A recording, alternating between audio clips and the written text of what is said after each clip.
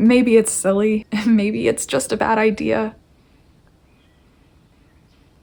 It's spring in Queens, and the sun is starting to shine again.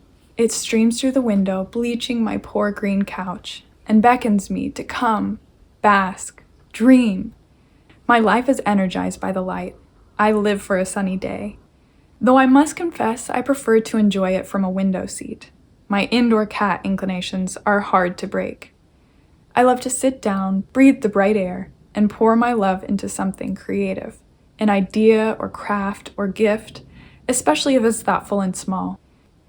For the past few years, most of my creative energy has been poured into growing my tiny business. Many people say small business, but mine is truly tiny and just the way I like it. Slow, handmade embroidered jewelry can't get very big when you lovingly make it yourself. But in some ways, it has scaled. It makes me so happy, but it also scares me a little bit because I never want to lose what's at the heart of it. In my sunny green couch daydreams this year, I've been reflecting on what the heart of my work truly is. And when I close my eyes, I see a vision, a girl full of love for all things tiny and delightful, with an overgrown garden of aspirations in her mind. From that garden, she's grown a little business with care and shaped it into something that she is so proud of, regularly dropping off packages at the post office and finding new ideas on the walk home to fill her shop with. But is something missing? She has prepped and tidied her one-bedroom apartment home and studio and cleared a place in her craft corner. Insert tripod. A tripod that is gripping her iPhone that is not overloaded with embroidery content, filming a value-infused long-form video that's educational and entertaining. Every day is a sunny day, and she has all the time in the world to film. The recent long-term construction and railroad noise every few minutes is hardly noticeable on the audio, and her finished video is super well edited and doesn't bother her perfectionism at all. Her video is finally out there, and it brings a little joy and inspiration to everyone who watches. It's not a bad idea. It's a dream come true. Well, we'll see. Hi, I'm Katie. You might know me from my tiny embroidery work and my brand, Dandelion Doiley. I make one-of-a-kind, tiny, cute embroidered jewelry. And I also make kits for you to discover if you love hand embroidery as well. But I'm also the girl with the vision. And as you can tell, I have some misgivings and fears about this whole YouTube thing. I feel a little nervous about it. So nervous.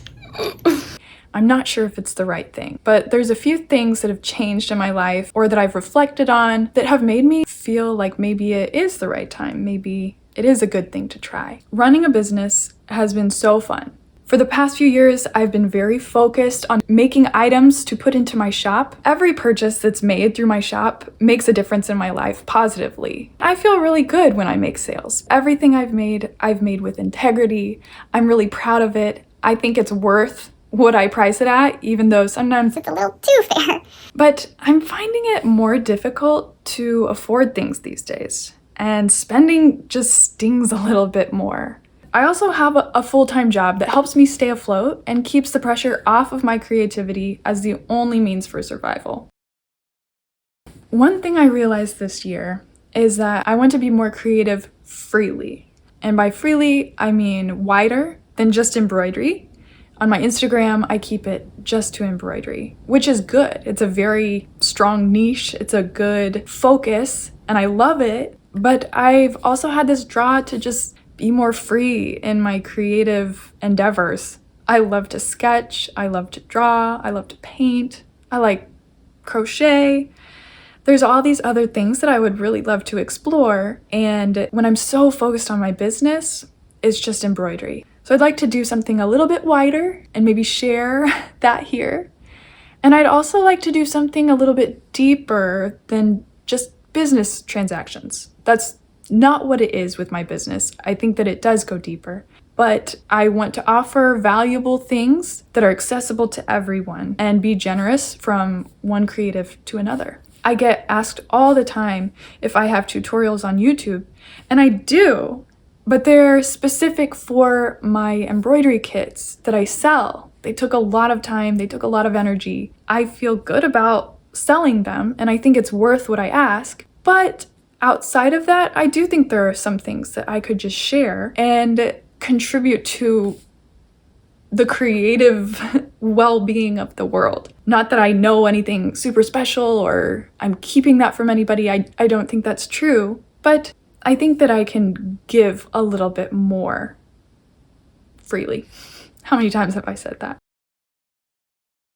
I've also realized that I would like the opportunity to foster deeper sharing and connection.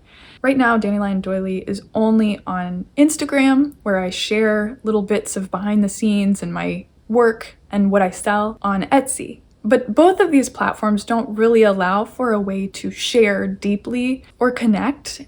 Instagram, I get so many kind, small comments, but when I post on there, it's very fleeting. You see the post, you like it, you scroll past it, you forget about it, and then repeat. That's what Instagram is. And on Etsy, people leave me so many kind reviews. It brightens my day. I love it, and it helps my business. But there's just a little bit of disconnect. There's something missing, I think. And I think that maybe I could find that on YouTube, where I can share and we can be on like a creative journey together, support each other, encourage each other, and connect.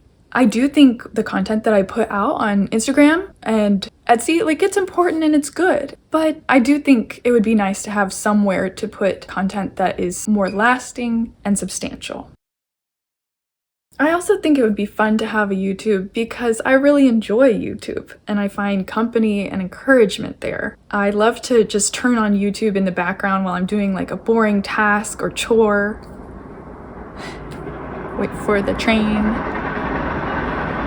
I found a lot of like inspiration and companionship there. I mean, in the past 5 years, all of our lives have changed. We've been cooped up a little bit more. I personally made a big move from Indiana to Queens, New York. And while personal connection, real in the world connection is best, and that's something I need to get better at, it's nice to have just YouTube on in the background, whether it's learning something valuable or watching somebody's thrift haul, hearing about the ups and downs of a small business, or watching somebody make something by hand. With the right balance, I find encouragement, inspiration. I feel comforted when I watch YouTube. When you're into something that like your family and your friends just aren't, or maybe not to the same capacity or level as you, it's nice to find your people on YouTube. And I'm excited that maybe I can find mine. Is this a bad idea? It's also a little scary starting a YouTube channel. I'm not sure what to expect. I'm worried that I won't do it justice. I don't want to add to the noise that's already there or pretend like I'm something that I'm not. But I think for now, the best thing is just to create, just try, put it out there. I really believe in the art at the heart of it. And I want you to know that I believe that same art is inside of you as well. I'm not sure if it's the right thing to do right now, but the sun sure is encouraging. If any of this speaks to you or your creative soul, you're invited to join. Hit subscribe, leave me a comment. Has your couch ever given you any visions? Do you think I should follow mine? What do you think I should put on this channel? Do you think my couch is green? There's some discrepancy. Thanks so much for being here. I really appreciate it. Sincerely, Katie of Dandelion Doiley.